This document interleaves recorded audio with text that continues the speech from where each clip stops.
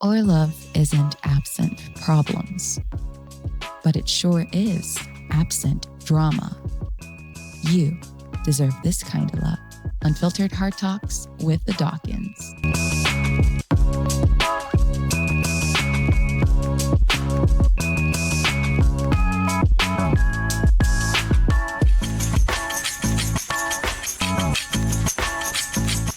And I don't think a lot of people understand that because I think, especially among women, a lot of times when men try to, maintain their standards, they're seen as being insecure. And that's another thing that you find is that a lot of men are now being classed as insecure because they do not support the lifestyle that a lot of women want to live while in a committed relationship. And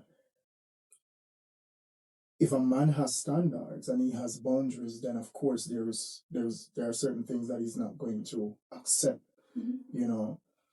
And the reality is, when it comes to this, is that I will say to anybody, if it's a case where the woman is in the club and you are going to the club and that's where both of you met or both of you meet, I don't think that either of you should be in a committed relationship.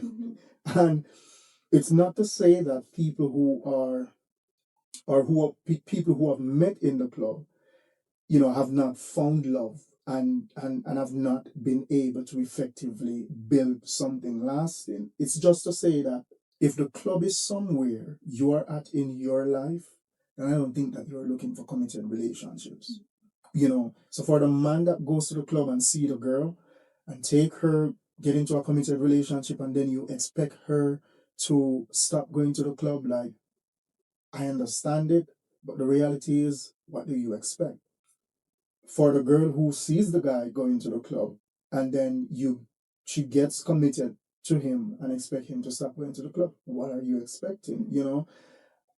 My thing is, if you see the girl dresses a certain way, if you see her going to the club, if you see her going on all of those girls trips, like, it's telling that this is somebody who wants to live and enjoy life and might not be ready for a committed relationship, and vice versa with the guy, That's what I don't understand. I remember Candace Owens went on a podcast and a bunch of OnlyFans or sex workers were on the platform debating her, sharing their ideas, and she was also sharing her thoughts and beliefs. And many of these women said that guys started dating them and somehow started feeling a certain way about the fact that they were doing what they were doing.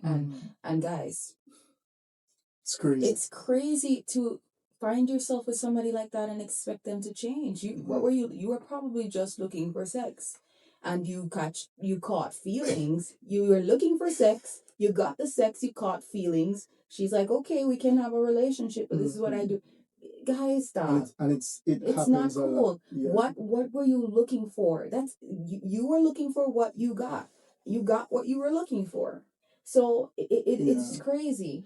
And that is how you find a lot of people end up in relationships that were not meant to be relationships in the first place. One night stands turn into full blown relationship, and also turn into full blown because people are not taking the time to date. So this whole part where we talk about, you're acting as though you're married, but you're behaving single because you still have the single DNA, the single strand within you. That's not good. People need to go through the dating process. Yeah. And not going through the dating process, you're just hooking up, having sex, and then that's a whole relationship. Yeah. Another thing that you mentioned too is about the dress. And you are so right. If you see the girl dressed in a certain way, just leave her alone. Or if she has a certain career, just leave her alone. Yeah.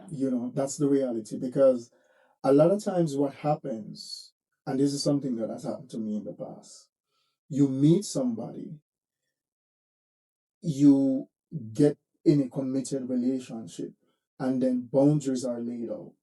You know, the boundaries are accepted, but as soon as the girl realized that she already has the prize, she decides to live her life how she wants to live it.